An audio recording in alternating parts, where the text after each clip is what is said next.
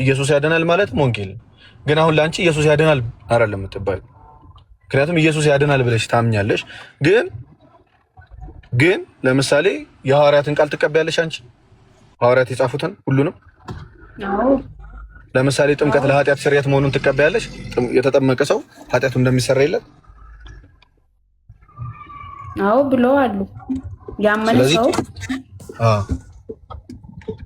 ያመነ ሰው ይጠመቃል ጥምቀት ማለት ለኃጢአት እንደሞተን ምን መሰከርበት ነው እህቱ ጋር ነው የምትመሰክረው ግን ሳይጠመቅ ያነሳው አለ በመጽሐፍ ቅዱስ ውስጥ ማን ነው ሰው በመስቀል ላይ ከክርስቶስ ጋር ተሰቅሎ የነበረ ያን ጊዜ በአብ ወልድ በመንፈስ ቅዱስ አጥምቁ ብሏል እንደ ኢየሱስ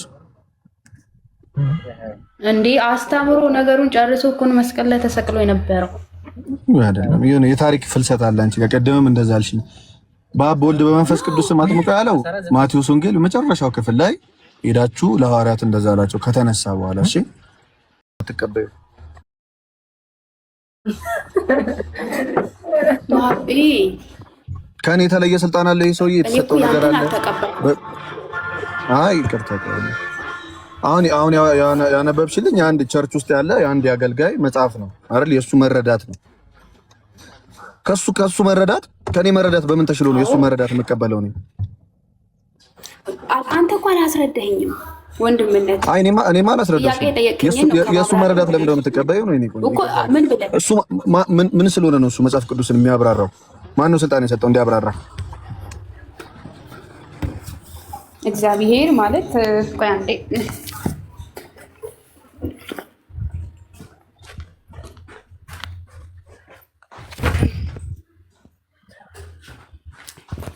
በጣም ቅርታ እሺ ይሄ ሰውዬ አንድ አገልጋይ ነው እንዳንተም እንዴንም የእግዚአብሔርን ቃል ደግሞ በተረዳ መልክ አብራርቷል ይሄን መቀበል አለመቀበል የኛ ነው ምርጫ ተረዳ አንተ ደግሞ አላብራራክም የጠየቀኝ መጽሐፉ የሰው ኃጢአት ይቅር ስትል ይቅር ይባላል የሰው ኃጢአት ስትይዙ ይያዛል እያለ ነው ይሄ ሰውዬ ደግሞ ማብራሪያ ላይ ስለ ስብከት ነው የሚያወራው ይቅር መባላችሁን መሰበክ ነው ስለ ስብከት ነው የሚያወራው አለ ለምንድነው እሱን ስለ ስብከት ነው መጽሐፍ ቅዱስ ቀጥታ እያለ ያለው እናንተ ይቅር ካላችሁ ይቅር ይባልላችኋል ከያዛችሁባቸው ይያዝባችኋል እያለ ሰውዬው ደግሞ በተቃራኒ አይ የሰው ልጆች እኮ መጽሐፍ ቅዱስ ምን ይላል አይ ኃጢአት ይቅር ያላችሁለት ይቀርለታል የያዛችሁበት ተይዞበታል አስተማሪው ደግሞ አንቺ ያብራራው ሰውዬ ደግሞ አይ እንደዛ አይደለም እያለ ነው ሰው ለምን ተቀበልሽ ሰውዬ እሺ ይላል እሺ ቆይ በመጀመሪያ አዲስ ኪዳን የተመሰረተው የክርስቶስ ደም ከፈሰሰ በኋላ ነው እሺ ሳይፈስ ነው እንዴ ነገር አዲስ ኪዳን የተመሰረተው ሳይፈስ በፊት ነው እንዴ አሁን የተናገረው እንዴ ኢየሱስ ያስተማረው እኮ አስተምሮ 3 ዓመት ተኩል ምድር ላይ ከተመላለሰ በኋላ ነው ከሞት በኋላ እኮ ምንም ያስተማረ ነገር የለም ተገለጠላችሁ ታየላችሁ ከሞት በኋላ እኮ ነው እስቲ ከፍ ብለሽ አንብብ ይሄኛውን ያውኑን 20 ኖ አንብብ እሺ አይደለ ቆይ ማቴዎስ ማርቆስ ሉቃስ አራቱ ወንጌላት የተጻፈው ኢየሱስ ከመሞት በፊት ያስተማረ ነው ወይስ አይደለም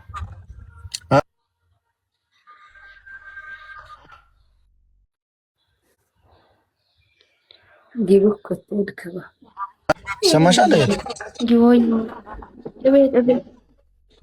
አሁን ስልክ አሁን መጣል እሺ 2023 ላይ አይደል ይሄኛው ያለው ያሁኑ ቃል ዋጋ የጠየቀው መልስልኝ ቀድመ እዛ ጋር ከመረዳታችን በፊት አራቱን ወንጌላት የተጻፈው ኢየሱስ በምድር ሰውን ማስገባት አላቀመነ እንደዚህ እስከሚያርግ ድረስ ያለው ተጽፏል ከሞተ በኋላ ተነስቶ ይሄ አሁን ለምሳሌ የሰጠውሽ ቃል ከመሞቱ በፊት የተናገረው አይደለም ሞቶ ተደስቶ ሐዋርያትን አግኝቷቸው ነው ስልጣን የሰጣቸው መንፈስ ቅዱስ ነፍ ያለባቸው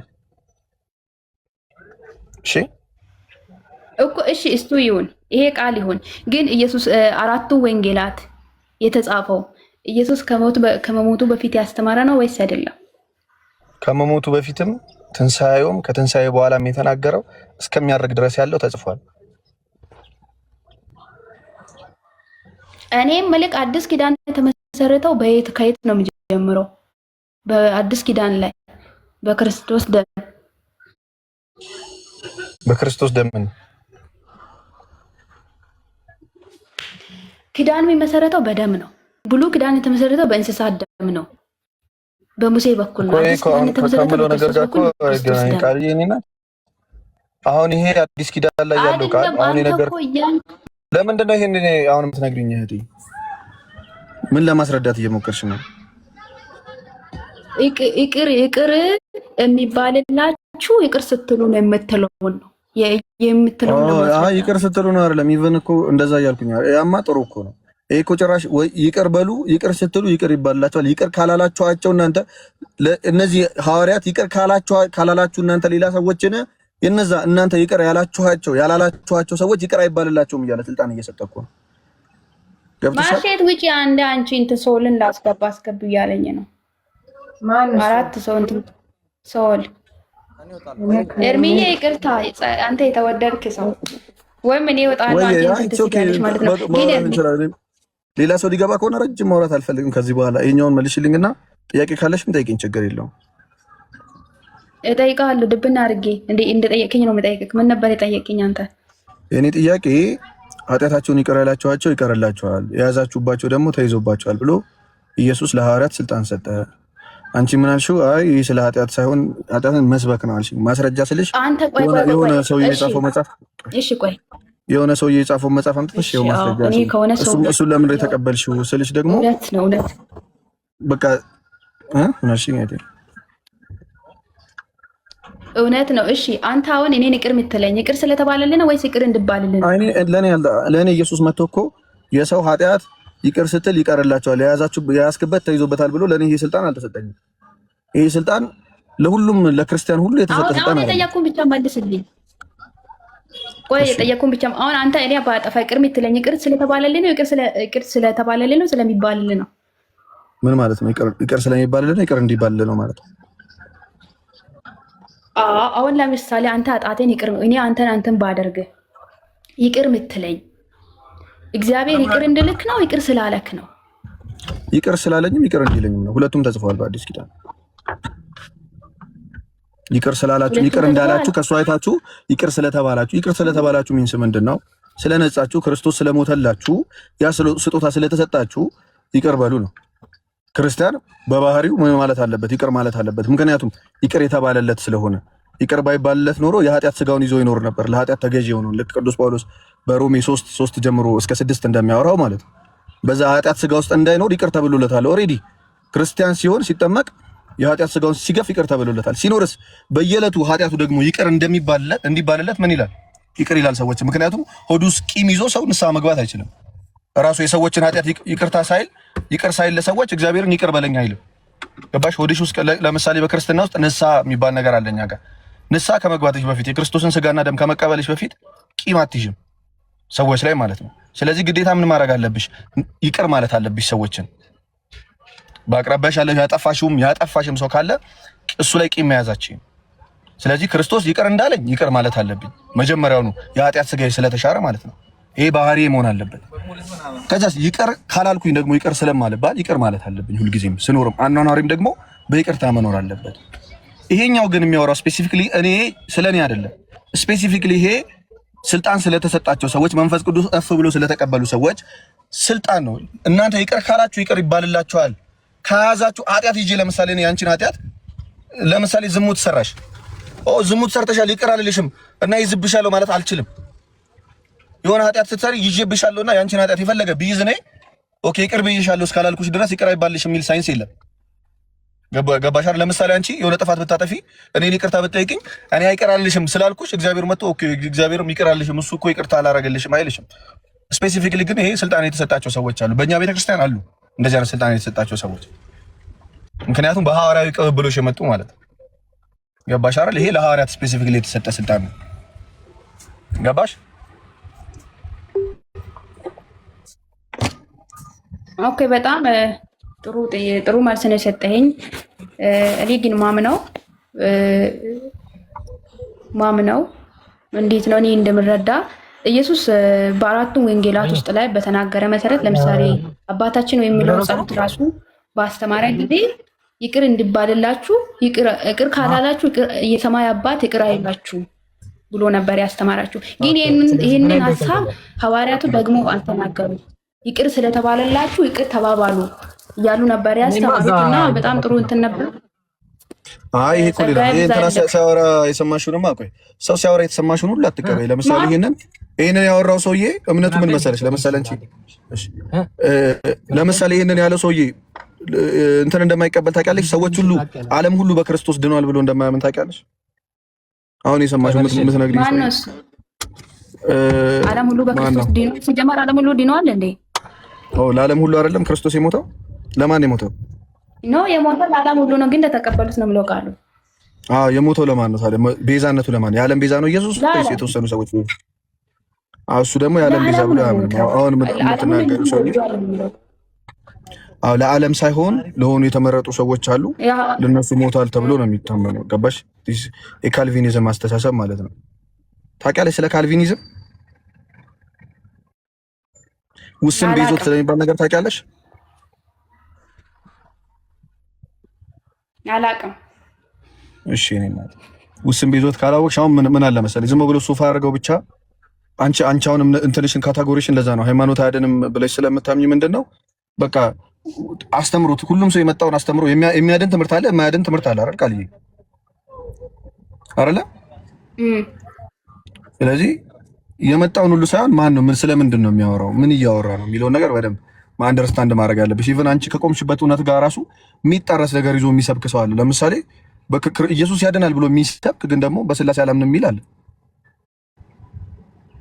ስላሴ እኮ ጣዖት ነው ብሎ የሚናገር አለ በድፍረት ኢየሱስ ያድናል እያለ ማለት ነው። ሰው የምትሰሚያቸውን ሰዎች መምረጥ አለብሽ። እና ይሄኛው እኔ የሆነ ሰው እንትን ብሎኝ አይደለም የሰማሹ ሰው ምናምን አትበለኝ ነው። ይሄኛውን ከራስሽ መረዳት ነው የተናገርሽው።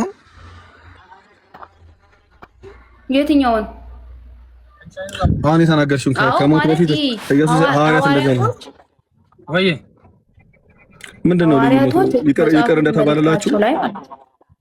እሺ ምንድነው ልዩነት? ይቅር እንደተባለላችሁ ኃጢአታችሁ ይቅር በሉ ማለትና ይቅር ሳትይ አንቺ ይቅር እባላለሁ ብለሽ ታምኛለሽ? ለምሳሌ እኔ ላይ ቂም ይዘሽ ቂም ይዘሽ ሰዎች ላይ ቂም ይያሽ በኃጢአት ውስጥ እየኖርሽ ኑሮሽ እንደዛ ቂም በመያዙ ነው። ቂም ስትይጂ ለአንድ ቀን አይደለም ቂም የምትይዥው የአንድ ቀን ኃጢአት አይደለም። ሰውን ይቅር አለ ማለት ባይዘው አንዴ ሰርተሽው ዝሙት ለምሳሌ ሰርተሽው የሚያልፍ ነገር ነው አይደለ? በዝሙት መኖርና ዝሙት መስራት ይለያያል። ቂም ሲሆን ልብሽ ውስጥ ነው ቁጭ የሚለው አይደል? ያ ነገር እስካልሻርሽው ይቅር እስካላልሽ ድረስ ከነ ቂምሽ እግዚአብሔር ይቅር ብሎ ያኖረኛል ብለሽ ታስቢያለሽ? ቂም ይዘሽ ወንድምሽን ቆይ ዛሬ ነገ ልግደለው እያልሽ እየጠበቅሽ በቃ እንደዚህ አድርጎኝ መቼም ይቅር አልለውም እያልሽ ከዛ እግዚአብሔር ፊት ቆመሽ ይቅር በለኝ ትያለሽ። ሶላ ላስገባ እምቢ ብሎኛል። ሐሳቤ ማለት ነው። በጣም ይቅርታ እምቢ ብሎኛል። አይደለም በቃ ለማንኛውም ቃል በርቺሽ። ኤርሚዬ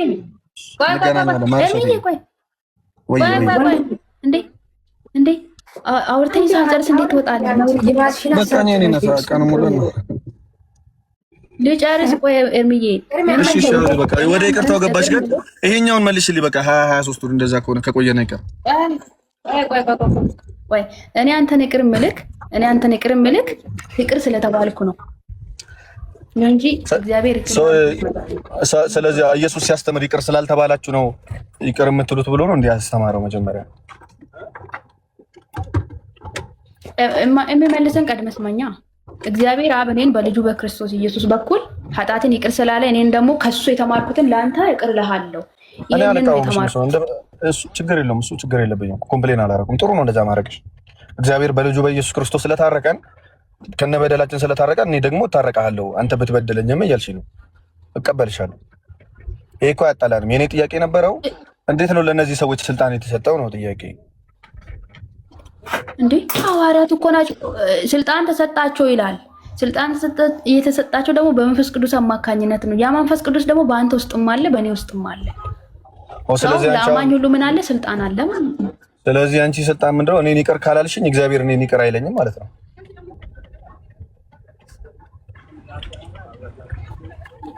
ደግሞ አውራ ስልክ ገብቶ ነበር። እሺ እንደዛ አይነት ስልጣን አለሽ አንቺ እኔን ይቅር ካላልሽኝ እግዚአብሔር ይቅር አይለኝም እንዴ? ይካል ይቅር ብሎኛል። ይቅር ስለተባልኩ ይቅር እላለሁ አለ። ኖ እኔ ለምሳሌ ይቅር አልልሽም አልኩሽ። ስለዚህ አንቺ በቃ ሲሆን ልትገቢ ነው ይቅር አልባልም ማለት ነው። ይቅር አትባይም ማለት ነው። እንዴ ነው ማለት ባለው ድብን ብዬ ነው ታብያለሁ።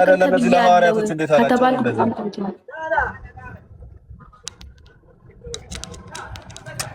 ችግር የለም። በቃ ቼክ አድርጊና ነይ። እሺ ጥያቄ ካለሽ ጠይቂኝ። በቃ ለመጨረሻ ልውጣ ነኝ። ጥያቄ ብዙ ነበረኝ። ሊሄድ ነው እያልክ ነው? መሄድ ይቻላል። ፎሎ አድርጌ ካለው ያየው እምነት ላይ ጎበዝ የሆኑ ሰዎች እኔም ድንገት ስለወራችሁ ነው እንጂ እንደዚህ ጥሩ ሰውኛ አይደለም። እሺ ድንገት እያወራችሁ ስለነበረ ነው። ይመቻችሁ፣ ፈታ በሉ። እሺ የእውነት በጣም ምርጥ ሰው ነክ።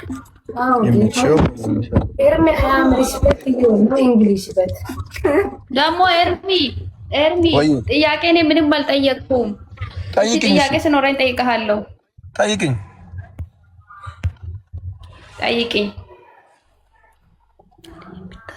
እንዴ አያስገባም እኮ እዚህ ጋር ማስገባት አላውቅም። አፍራሳ ይያዛል። ታያቸው ነው። ጥያቄሽ ጠይቂኝ። እናት ቃሌ ካለሽ እኔ ከዛ ሌላ ጣንት ያያለች ሌላ ሰው አስገባቸው። አሁን እሱ ሳይወጣ በፊት እሺ ጠይቀሃለሁ።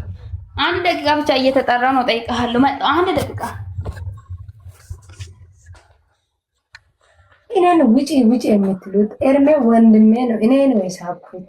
ሌት ነው የሚወጣው። እኔ ከወጣ እሱ ከወጣስ ሶሪ እያንዳንዱ አርፈሽ ተቀመጪ። ሶሪ ባቸው አልወጣም ባቸው ሶሪ እናስገባ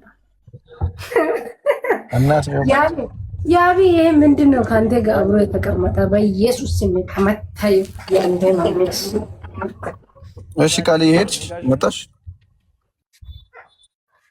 መጥቻለሁ ማለት ነው። ይቅርታ። እሺ በአስተምሮት መልክ ነው የሚጠይቅበት ጥቅስ ሳይሆን አንድ ሰው የሚያምነው በምርጫ ነው በበጎ ፈቃዱ ነው ወይስ እግዚአብሔር አስቀድሞ ስለመረጠ ነው? እግዚአብሔር አስቀድሞ ስለመረጠው ነው። በበጎ ፈቃዱ ነው። በሰው መዳን ላይ የሰው እንትን አለ፣ ተሳትፎ አለ፣ የሰው ፈቃድ አለ። የሰው ፈቃድ አለ። የሰው ፈቃድ አለ። ስለዚህ አንድ ሰው በፈቃዱ አምኖ በፈቃዱ መጥፋት ይችላል። በፈቃዱ መዳን ይችላል፣ በፈቃዱ መጥፋት ይችላል። ግን አስቀድሞ እግዚአብሔር መርጧል ካልሽ ያው መርጧል። እንዴት ነው የመረጠው ካልሽ ለምሳሌ አንቺ ምን ብለሽ ነው የምታምኚው? ግን እህቴ እየጠየኩ ነው እንዴ? ኦኬ እምነትሽን መናገር አትፈልጊም? እሺ እኔ እንደ ክርስቲያን ማምነው አስቀድሞ እግዚአብሔር ስክሪፕት ጽፎ እንደዚህ ኑሩ ብሎ አይደለም የፈጠረ። ግን አስቀድሞ ምን እንደሚፈጠር ያውቃል። ነፃ ፈቃድ የሚባል አለ። በዛ ፈቃዳችን መርጠን ነው ምንድነው ወይ እንድናለን ወይ አንድንም አውቀን ጭንቅላት ተሰጥቶን መርምሩ መልካሙን የሚያዙ አይደለም የሚለው መርምረን መልካሙን እንይዛለን። ገባሽ? መርምረን ግን መልካሙን እንደምንይዝ ያውቃል። ለምሳሌ ለዚህ ሮሜ 8 ላይ ይመስለኛል የተጠቀሰ ነገር አለ። አስቀድሞ በልጁ ያወቃቸውን መረጣቸው፣ የመረጣቸውን አጸደቃቸው የሚል አለ። አሁን እቺን ጥቅስ ይዞ እምነት አለ በስራ ትልቅ እምነት ማለት ይሄ ጥቅስና እቲክ ሮሜ 9 ላይም አለ መሰለኝ እንደዚህ አይነት ነገር። እነዚህ ጥቅሶች ተይዞ ካልቪኒዝም ይባላል። ካልቪኒዝም ምድረ ውስን ቤዞት ቀደም እንዳልኩሽ ማለት ነው። ቀድሞ እግዚአብሔር መረጣቸው፣ እሱ እረኛ ነው። አንቺ ከጠፋሽ እረኛሽ ነው ተጠያቂ። ስለዚህ አንድ ጊዜ የዳኑ ሰዎች እግዚአብሔር መርጧቸው ቀድሞውኑ መርጧቸው ስለዳኑ አይጠፉም እነዛ ሰዎች፣ ወይም ደግሞ በፍቃዳቸው የሚጠፉ አይደሉም። ገባሽ አይደል ተብሎ የሚታመን እምነት አለ። አንቺ በዛ እንደዛ ነው የምታምኚው አንቺ ቃል የሁለቱ የሰው አመለካከት አለ። የሰው እንትን ተሳትፎ አለ ምንም አለ የለም ከሙሉ። እኔ ደግሞ የለም ከሙሉ ነው ምለው። ምክንያቱም አለ ካልክ ሰው በራሱ ጊዜ ይጠፋል። በቃ ምን የሆነ ሰው አምጥተህ ልትለጥፍብኝ እኮ ነው። ኖ እንደዛ አትበል። በእንደዛ አይነት መልክም እንትን አትበለኝ። እኔ ቆንጆ ዝም ብሎ ለምሳሌ አንቺ በእንትን ታምኛለሽ።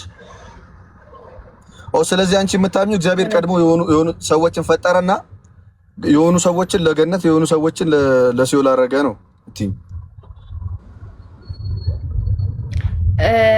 ኤሳን ጣላው ያዕቆብን ወደድኩ ይላል። ይሄ ምን ማለት ነው? ሁለቱም ገና በእናት ማለት ነው። ስለዚህ መታቢ ነገር በግልጽ ነገር ስለ ኢሳን ጣላው ያዕቆብን ወደድኩ ይላል። ኦፍ ኮርስ አይልም አላልኩም እኔ። ስለዚህ አንቺ የምታምጂው ምን ብለሽ ነው? ሰዎች አስቀድመውኑ ለመልካምና ለመጥፎ ተፈጥረዋል ነው የምትይው።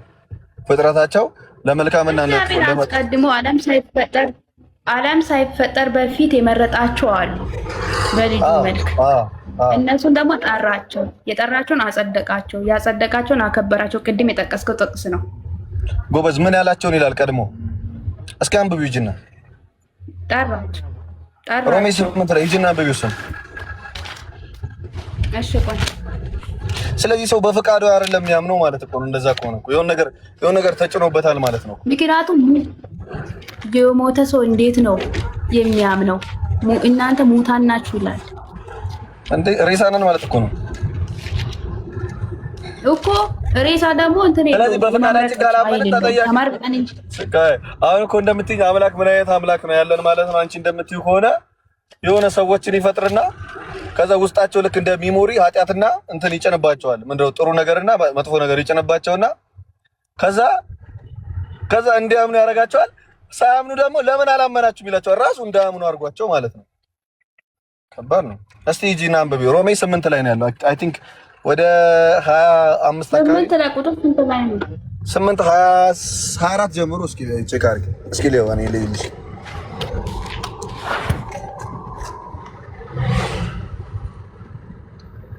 ኖ 24 አይደለም። እሺ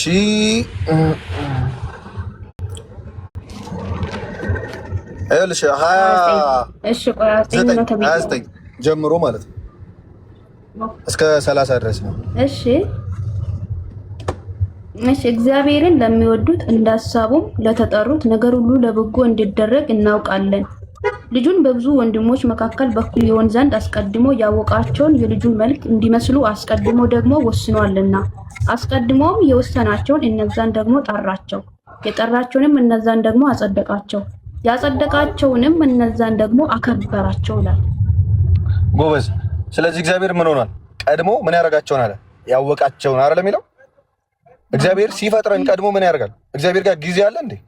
ጊዜ ማለት እግዚአብሔር ቁጭ ብሎ በሱ ውስጥ በእግዚአብሔር ውስጥ ማለት ነው። ከነገ ወዲያ አሁን እኛን እየጠበቀን ነው እንደ እግዚአብሔር በሰማይ ሆኖ ቁጭ ብሎ ልክ እንደኛ ቀን ሰዓት እየቆጠረ ይጠብቀናል እንዴ? ይሰማል ቃል ይሰማል ማለት አልገባኝም። ዓለም ሳይፈጠር በፊት እንደመረጠን እናገራለን። እግዚአብሔር በጊዜ ውስጥ ነው ከጊዜ ውጭ ነው? ጊዜ ታውቂያለሽ? ጊዜ ማለት እኛው ነገ ብለን ነገን እንጠብቀዋለን አይደል? እግዚአብሔር ግን ጊዜ አይጠብቅም። ምክንያቱም የጊዜ ፈጣሪ እግዚአብሔር ነው። ገባሽ አይደል? ስለዚህ ለእግዚአብሔር በኋላ ቀድም ነገ ከ2 ሰዓት በኋላ ከ3 ሰዓት በኋላ አትይም። ለሰዎች ነው እንደዛ የምትይው። ይሄ የሚያወራው ደግሞ ስለ እግዚአብሔር ስራ ነው። ምን እያለ ነው? አስቀድሞ ያወቃቸውን አስቀድሞ ያውቃል መጥፎና ጥሩ እንደምትሰሪ። ከዛ ስለሚያውቃቸው ምን አደረገ? ወሰናቸው። ገባሽ አይደል? ለምሳሌ እኔ በሰውኛ ልንገርሽ። አንቺ ለሆነ ሰው አማሽኝ ነኝ ኤርሚን ልገለው ፈልጋለሁ ብለሽ አማሽኝ ማለት ነው። ይሄን ነገር አውቃለሁ። ገባሽ? አስቀድሜ ስላወቅኩ ምን አደርጋለሁ? ወስንብሻለሁ አንቺ ላይ። ምክንያቱም ከእግዚአብሔር የሚሳነው ከእግዚአብሔር የሚደበቅ ነገር የለም። ይሄ ማለት አንቺ መጥፎ እንድትሆኝ ያደረኩ ማለት አይደለም። ገባሽ? አስቀድሜ ግን ስላወቅኩኝ ያ ነገር በእግዚአብሔር የተወሰነ ነው ወይም ደግሞ ያወቀ ነው፣ በዛ እውቀት ውስጥ ያለ ነው። ከዛ ምን አደርጋለሁ? ለምሳሌ ነገ ይዘንባል እባላለሁ አይደል? ነገ እንደሚዘንብ ስለማቅ እቃ እዛ ጋር ካለ እቃውን አስገባዋለሁ አይደል? እንዳይዘንብበት ስለምፈልግ ማለት ነው። በአስቀድሞ እውቀቴ እኔ እንዲዘንብ እያደረግኩ አይደለም፣ ግን ምን እያደረግኩ ነው? ገብቶሻል አይደል? ኦልሬዲ የሚሆነውን ነገር ስለሚያውቅ ያንን የሚሆነውን ነገር ነው የወሰነው። የልጁን መልክ እንድንመስል ለምሳሌ እንደማምን ስለሚያውቅ ማለት ነው። ቀድሞውን ያውቃል እኔ እንደማምን መጥቼ። ስለዚህ የልጁን መልክ እንደምመስል አስቀድሞ ወሰነኝ። የወሰነኝን እኔን ደግሞ አከበረኝ። ገባሽ አይደል? አጸደቀኝ። ይሄ ከምን የሚመጣ ነው? ይሄ ይሄ ምንድነው ፌት የሚባል አለ። ፌት ማለት ይሄ እጣ ፈንታ ነው የሚባለው። ባሽ ይሄኛው እውቀት ይባላል። ቀድመ እውቀት ይባላል። እሺ እግዚአብሔር ቀድሞ ያወቀውን ያንን ነገር ይወስነዋል። ይሄ ከቀድሞ እውቀት ጋር የተያዘ ነው እንጂ ቀድሞ አንቺ ኃጢአት ስሪ አንተ ዘሙት ካለኝ በኋላ እግዚአብሔር ዝሙት ጭኖብኝ እኔ ብዘሙት ታዲያ ማን ነው ተጠያቂ? እኔ ልጠየቅ ነው? እዛ እግዚአብሔር መጥቶ ጥሩ ስራ ይሄንን እንካ አብላ ብሎ እኔን ጭኖብኛል። አለማብላት አልችልም። ምንድነው እኔን የሚያስመዘገነኝ? ጉብዝናዬ። ስለዚህ ምን እያደረገ ነው እያልሽ ነው አንቺ? የሆነ ሲፈልግ እሳት ውስጥ ለመጨመር የሆኑ ሰዎችን ይፈጥርና ስክሪፕት ይጽፍና ከዛ ያቺን ስክሪፕት እንድንኖር ያደርግና ከዛ እሳት ውስጥ ሊያስገባኝ ማለት ነው። እሺ የፋርዖንን ልብ ያደነደነው ማን ነው? በግብጽ የነበረውን ንጉስ ልቡን ያደነደነው ማን ነው? እግዚአብሔር ነው። ልቡን አደነደነ ይላል። ሰው ምን ማለት ነው? መጥፎ አደረገ ማለት ነው እና አይደለም። ይሄም ሁሉም ነገር ይኸውልሽ ከቅድመ እውቀት ጋር የተያዘ ነው። እሺ እግዚአብሔር እንደዚህ ተጻጻተ ሲል ተጻጻተ ማለት ነው። እግዚአብሔር ወይኔ ባላደረግኩ አለ ማለት ነው። ለምን ተጻጻተ? ለምን ተጻጻተ እግዚአብሔር? ለምሳሌ ሰውን በመፍጠሩ ተጻጻተ ይላል። አይ ቲንክ ዘፍጥረት 6 ላይ ይመስለኛል። ወይኔ ሰውን ባልፈጥር ኖሮ በቃ ልክኛ እንደምንጸጸተው አይነት መጸጸት ነው። ስለዚህ ቀድሞ አያውቅም ማለት ነው። እንደዛ እንደሚያደርጉ አገላለጽ ነው፣ ሰውኛ አገላለጽ ነው። እሺ ምን ያህል መማረሩን ለመግለጽ እግዚአብሔር በሰዎች ምን ያህል ማዘኑን ለመግለጽ ነው ተጸጸተ ሲል። እሺ አደነደነውም ሲል ያንን ነገር ገባሽ? ያን ነገር እንትን አደረገው። ይሄ እግዚአብሔርን ውሳኔ ለመግለጽ እንጂ አደነደነ ማለት ልክ መጥፎ እንዲሆን አድርጎ ከዛ በኋላ በመጥፎነቱ ደግሞ ሊቀጣው ማለት ነው።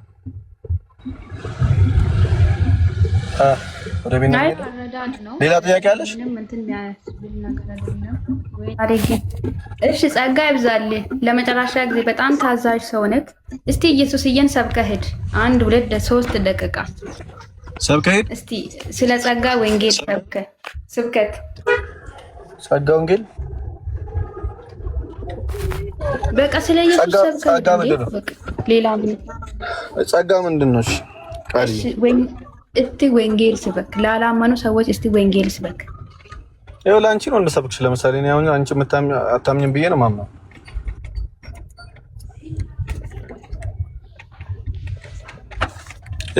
እየጣላሁሽ እየገፋሁሽ አይደለም። እሺ እኔ ቆንጆ እምነቴን እንጂ ለምሳሌ ኢየሱስን አመንኩ ብሎ ስላሴ የለም ካለኝ አላመንም። ኢየሱስን አመንኩ ብሎ ለሐዋርያት የተሰጠውን ስልጣን ከካደ አላመንክም ነው። ኢየሱስን አመንኩ ብሎ ከሐዋርያት ደቀ መዛሙርት ይልቅ ዛሬ ብድግ ብለው የሚሰብኩ ሰዎችን ነው የምቀበለው ካለ ይሄ ነው ላይክ ይሄ አላመነም ነው የምለው። ገባሽ አይደለም? ቃል አልሰማሁም። እሺ እኔ ኢየሱስን አምናለሁ ሲለኝ እንዴት ነው የምታምነው ብዬ ጠይቃለሁ ሰዎችን። ገባሽ አይደል? ኢየሱስን የሚያምኑት እንደሱ አይደለም። አንተ የተወደድክ ሰው እንደሱ ሳይሆን ወንጌል ሰብከውጣ እኮ ወንጌል ምን ማለት ነው? ኢየሱስ ያድናል ምናምን ነው። በቃ በገባከው ልክ ወንጌል ላላመኑ ሰዎች በገባይ ልክ እኮ ነው። አየሽ አሁን እኮ ችግሩ ምን እንደው ታውቂያለሽ? ቃል ወንጌልን ሰበክ ስትይ ምን እያልሽ ነው? አንቺ የለመድሽው አይነት የወንጌል አሰባበክ አለ ወይ ደግሞ ወንጌልን በቃ እዚህም እዛም የሆነ ነገር የተለመደች ካላለች እሷን ነገር እያልን ማለት ወንጌል መስበክ አይደለም። ይሄኛውን እየነገርኩሽ ነው። እሱ ብቻ አይደለም ወንጌል፣ እሱም ወንጌል ነው። እሺ ኢየሱስ ያድናል ማለት ወንጌል ነው። ግን አሁን ላንቺ ኢየሱስ ያድናል አይደለም የምትባይ። ምክንያቱም ኢየሱስ ያድናል ብለሽ ታምኛለሽ። ግን ለምሳሌ የሐዋርያትን ቃል ትቀበያለሽ አንቺ? ሐዋርያት የጻፉትን ሁሉንም? አዎ። ለምሳሌ ጥምቀት ለኃጢአት ስርየት መሆኑን ትቀበያለሽ? የተጠመቀ ሰው ኃጢአቱ እንደሚሰረይለት? አዎ ብለዋል። ያመነ ሰው ይጠመቃል። ጥምቀት ማለት ለኃጢአት እንደሞተን ምን መሰክርበት ነው። እህቱ ጋር ነው የምትመሰክረው። ግን ሳይጠመቅ የዳነ ሰው አለ በመጽሐፍ ቅዱስ ውስጥ። ማን ነው ሰው? በመስቀል ላይ ከክርስቶስ ጋር ተሰቅሎ የነበረ ያን ጊዜ በአብ ወልድ በመንፈስ ቅዱስ አጥምቁ ብሏል እንደ ኢየሱስ እንዴ? አስተምሮ ነገሩን ጨርሶ እኮ ነው መስቀል ላይ ተሰቅሎ የነበረው አይደለም። ይሄ የታሪክ ፍልሰት አለ። አንቺ ቀደምም እንደዛ አልሽኝ። በአብ ወልድ በመንፈስ ቅዱስ አጥምቁ ያለው ማቴዎስ ወንጌል መጨረሻው ክፍል ላይ ሄዳችሁ ለሐዋርያት እንደዛ አላቸው ከተነሳ በኋላ። እሺ ምክንያቱም ክርስቶስ ደም ሳይፈስ ስርየት የለም ይባል የለም። በአዲስ ኪዳን ከክርስቶስ ደም በፊት ደም ሳይፈስ ስርየት የለም። ጥምቀት ደግሞ ይሄ በአብ ወልድ በመንፈስ ቅዱስ የምንጠመቀው ጥምቀት ከክርስቶስ ደም ጋር የተሰጠ ነው። ገባሽ አይደለ? የክርስቶስ ያለ ክርስቶስ ደም ይሰራ አይደለም። ገባሽ? ኦፍ ኮርስ የተሰቀለን ሰው ተነስና ተጠምቀና አይባልም። አክቹአሊ ግን ያ ፓርት አይጠቀስም ነው ማለት ሰው ጥምቀት ለኃጢአት ስርየት ግን መሆኑን ታምኛለሽ አንቺ? ለኃጢአት ስርየት ኃጢአት እንደሚሰራ መጠመቅ ኃጢአት ስርየት አላምንም ማመን ነው ብዬ ነው ማምነው። አንድ ግን ይጠመቃል። መጠመቅ አስፈላጊ ነው። ባራቦት አየሽ አይደል? ዳትስ ዋይ አሁን ለምሳሌ ስበክ ላላመኑ ሰዎች ስትይ ኦፍ ኮርስ አንድ ያላመነ ሰው አጠገቤ ስላለ ልስበከው። እሺ የሐዋርያት ሥራ ላይ ማለት ነው ምዕራፍ 1 ላይ ምዕራፍ 1 ከቁጥር ቲንክ ምዕራፍ 1 ከቁጥር ኦኬ ከቲንክ 2 ላይ ነው ይቅርታ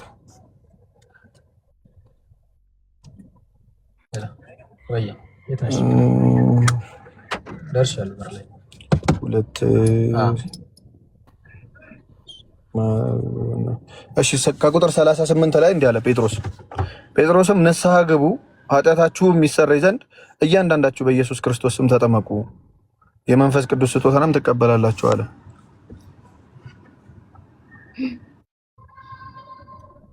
ይሄ ወንጌል እየሰበኩኝ ትቀበያለሽ ነው እኮ እስቲ አብራራልኛ ማለት እንዲገባ ይኸውልሽ ጴጥሮስ እንዲህ አላቸው ሰበካቸው ከላይ ጀምሮ መንፈስ ቅዱስ ወርዶላቸው በመንፈስ ቅዱስን ተሞልተው በልሳን እያወሩ ነበር ወይም ደግሞ በተለያየ ቋንቋ ልሳን ማለት እንደዛ ነው ባይዘው በተለያየ ቋንቋ እያወሩ ነበር ሰዎች ሊረዱት ሌሎቹ ለምሳሌ እዛ አካባቢ ባለው ቋንቋ በሁሉም ቋንቋ እያወሩ ነበርና እንደዛ መንፈስ ቅዱስ ከወረደላቸው በኋላ ሰበካቸው ከሰበካቸው በኋላ ልባቸው ተነካ ልባሽ ልባቸው ከተነካና ጴጥሮስን ምን እናርጋሉት ምን እናርግ ሲሉት ንስሐ ግቡ ኃጢአታችሁ የሚሰረይ ዘንድ በኢየሱስ ክርስቶስ ስም ተጠመቁ አላቸው። ቅድሚያ ግን ምንድነው ንስሐ መግባት ማለት ደግሞ ምን ማለት ነው? ማመን ንስሐ ያልገባው አይጠመቅም። አምነሽ ንስሐ መግባት ኃጢአትሽን ትናዘዣለሽ። የሚቀድመው ግን እምነት ነው። አንዴ የሚቀድመውማ እምነት ነው። ስለዚህ እኔም እኮ እንደዛ ነው ያልኩት ብዬ ካልሆነ የሚቀድመው እምነት ነው። ግን ጥምቀት ለኃጢአት ስርየት ነው ማለት ነው። ለኃጢአት ስርየት። ስለዚህ አንድ ሰው አምኖ ካልተጠመቀ ኃጢአት አይሰረይለትም ማለት ነው አይደል? አምነሽ ለምሳሌ አልጠመቅም ስታምኚ አየሽ ምን አይነት አስተማመን ነው? ኢየሱስ ክርስቶስ ጥምቀት ለኃጢአት ስርየት ነው ብሎ በሐዋርያው በቅዱስ ጴጥሮስ በኩል ነግሮሽ አይ ቅዱስ ጴጥሮስን አላምነውም የኢየሱስ ክርስቶስን ቃል መጽሐፍ ቅዱስን አላምንም አልጠመቅም ካልሽ አዎ አትድኝም። ገባሽ? ማመን ሲባል መጽሐፍ ቅዱስን ሙሉ ማመን ነው እንጂ የሆኑ ሰዎች ያሉትን ማመን አይደለም። ስለዚህ የጥምቀት ለኃጢአት ስርየት ይላል። ማመን ስትይ ይህንንም ጭምር ነው ማመን ያለብሽ። ያለበለዚያ አላመንሽም ማለት ነው። ሰው ግማሽ ነው ማለት ነው። ለምን ይሞታል? አምኖ እየሄደ ወደ ጥምቀት ቦታ እየሄደ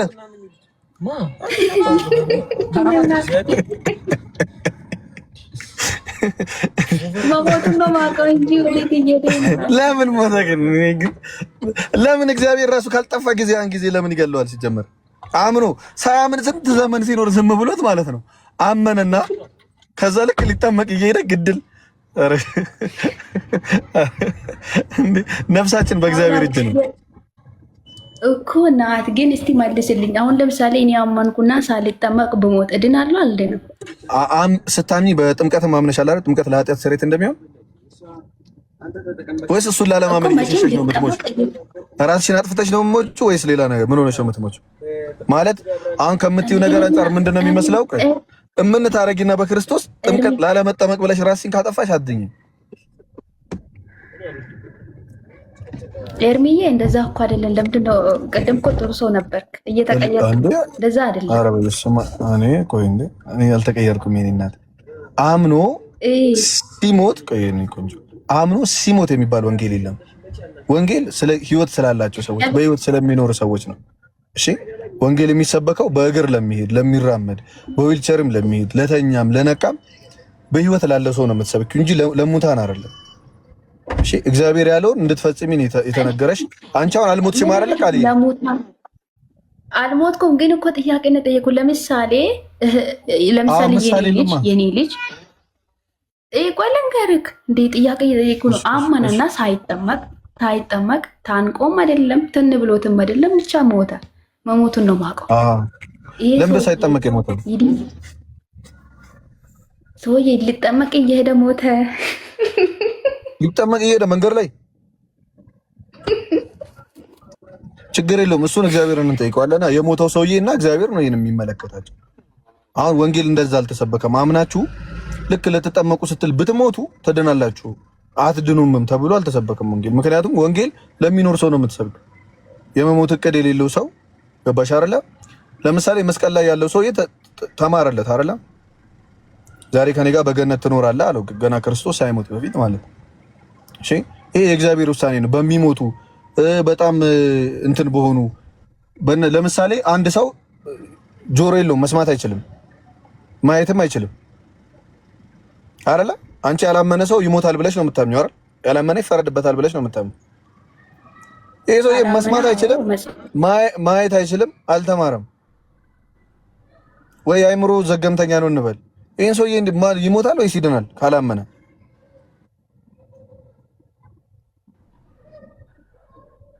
ይፈረድበታል። ማመን አለበት። የአይምሮ ዘገምተኛ ነው። አይ ሰውዬ እንዴት ነው የሚያምነው? ለምሳሌ አይሰማም መስማት አይችልም። የአይምሮ ዘገምተኛ ነው። አይምሮ አይችልም ወይ ደግሞ አይምሮ አያስብም። ጤነኛ አይደለም። ጤነኛ ያልሆነ ሰው አያምንም። እንዴት ብሎ ነው የሚያምነው? ሲጀመር እንዴት ሰምቶሽ ያምናል? ስለዚህ እሺ ለእንደዛ አይነት ሰዎች መንግስተ ሰማያት ነፃ ነው። ይሄ እነዚህ ሰዎች ሁሉ የእግዚአብሔር ፍጥረቶች ናቸው። ገባሽ አይደለ? ሰዎች ሁሉ የእግዚአብሔር ፍጥረቶች ናቸው። ለምሳሌ ጽንስ ውስጥ ገና ይወረዳል አይደል? ሕፃን ልጅ ኦልሬዲ ነፍስ ከዘራ በኋላ ነፍስ ካለው በኋላ ሲወርድ የት ነው የሚሄደው? የእግዚአብሔር ስራ ነው። እሺ እንዲህ ቢሆንስ ተብሎ ወንጌል አይደለም የሚሰበከው። ይሄ እኛ ሁሉ ሰዎች ለምሳሌ ከእናቴ ይልቅ እኔ የእግዚአብሔር ልጅ ነኝ። ስለዚህ እኔና እግዚአብሔር ብቻ የምናውቀው ነገር አለ። ያን እግዚአብሔር ነው የሚያውቀው። ገባሽ? የታመመ ሰው አምኖ ልክ ሊጠመቅ ሲሄድ የእግዚአብሔር ስራ ነው የሞተው ሰው። ከአንድ ወንጌል ሰባኪ አምናችሁ ልትሞቱ ስትሉ ብሎ አይደለም የሚሰብከው። እመኑ ተጠመቁ ነው ያሉት ሐዋርያት። ሄደሽ መጠመቅ ልክ ስትሞቹ ወደ እግዚአብሔር ነው የምትሄጂው። ከሱ ጋር ታወሪያለሽ የቀረው ሰማይ ውይይት አለ እንደምን ሆነክ ነው አሁን? እሺ ቆይ ጸጋ ይብዛልክ። ብቻ ብዙ ሀሳብ አውርተናል። በጣም ደስ ብሎኛል። ወንጌል ስበክስል ያወራከውን ግን አልሰማሁም። አንቺ የለመድሽው ሌላ ነው ምናምን ነው ያልከኝ። ኖ እንደዛ በመጥፎ አትረጁ። እሺ እኔ እናት ወንጌል ስበክ ስትኝ እኔ ለምሳሌ ከአንቺ ጋር ቁጭ ካልኩኝ እኔ አሁን ዝም ብሎ በኢየሱስ ክርስቶስ አምናለሁ ስላለ ብቻ አንድ ሰው ኢየሱስ ክርስቶስን ያምናል ብዬ አላምንም። በኢየሱስ ክርስቶስ አምናለሁ ሲል በራሱ በመጽሐፉ በደንብ ማመን አለበት። ራሱ መጽሐፉን ማመን አለበት። ገባሽ አይደለ?